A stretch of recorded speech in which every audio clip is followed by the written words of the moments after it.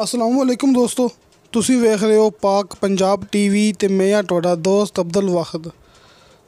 दोस्तों माशाल्लाह तुहाडे वास्ते एक ज़मीन की वीडियो लेकर हाज़र होया। इंशाल्लाह उम्मीद है कि तुहानू बड़ी पसंद आएगी। दोस्तों ये 17 एकड़ ज़मीन इनकी मूवी मैं पहले भी अपने यूट्यूब चैनल पर अपलोड की सी। जिस तरह के भरावां नू पता है कि इंतहाई सस्ती ज़मीन सी, कि मेरे चैनल पर सब तो सस्ती ज़मीन सी।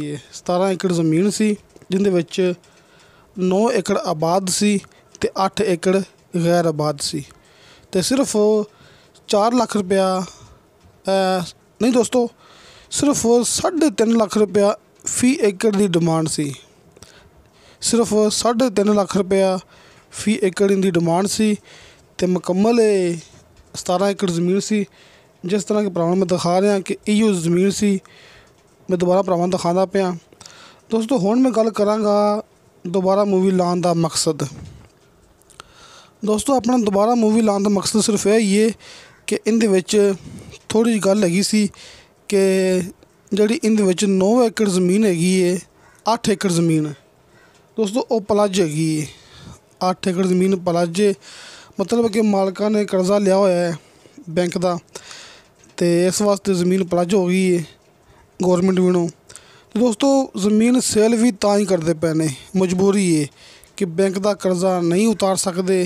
जो ज़मीन सेल होगी, जरा भरा ज़मीन का बयाना देगा वो पैसे लैके 8 लाख रुपये ने लिया होया है पलज, 8 लाख रुपये ने लिया कर्जा, वो पैसे उतार के तो फिर ज़मीन जरा भरा खरीदेगा उनके नाम लग जाएगी, रजिस्ट्री इंतकाल हो जाएगा। तो उस तो पहले जिन्हें दिन पलज उन्नी दिन ज़मीन दी आपां नूं फरदा भी नहीं मिल सकदियां, तो भरावां नूं पता है कि ज़मीन अपने नाम नहीं लग सकती। इस वास्ते पार्टियां मौके ते आईयां सी, पहले मैनूं भी नहीं पता हैगा सी। पार्टियां मौके ते आईयां सी, फिर जो फरदा चैक कीतियां उदों पता लग्या कि मालकां ने अपने नाल पहले सीधी गल कोई नहीं कीती हुई सी। बाद च पता लग्या कि ज़मीन पलज हैगी है, तो इस वास्ते ज़मीन सेल नहीं हुई सी। तो कई पार्टियां मुतमन आईयां सी और टाइम घना मंगदियां सी कि पलज ते भी मुतमन है सन कि असीं पैसे देवांगे, तुसीं पलज उतार दिओ तो ज़मीन साडे नाल लग जाएगी। लेकिन टाइम घना लैंदियां पे सी, इस वास्ते ज़मीन सेल नहीं हुई। आपां नूं इहदे विच तकरीबन 3 माह का टाइम बन सकता है, 3 माह का। तो बाकी कोशिश करके आपां शायद ज़्यादा भी ले लईए। दोस्तों एक गल ये भी हैगी जे कि ज़मीन जिहड़ी 9 एकड़ हैगी जिहदा पलज नहीं हैगा, सॉरी 8 एकड़। दोस्तों जिहड़ी 9 एकड़ ज़मीन हैगी 2 भाइयों के नाम ते उन्होंने कर्जा लिया होया है। जिहड़ी 8 एकड़ ज़मीन है, मतलब कि 8 एकड़ ज़मीन इनदे विच बिल्कुल क्लीयर पई हुई है। जिहड़ा दोस्त 8 एकड़ ज़मीन खरीदेगा फौरन उनके आपां फरदा चेक करावांगे, रजिस्ट्री इंतकाल फौरी होएगा कि 8 एकड़ विचों भी 5 एकड़ आबाद है तो 3 एकड़ गैर आबाद है।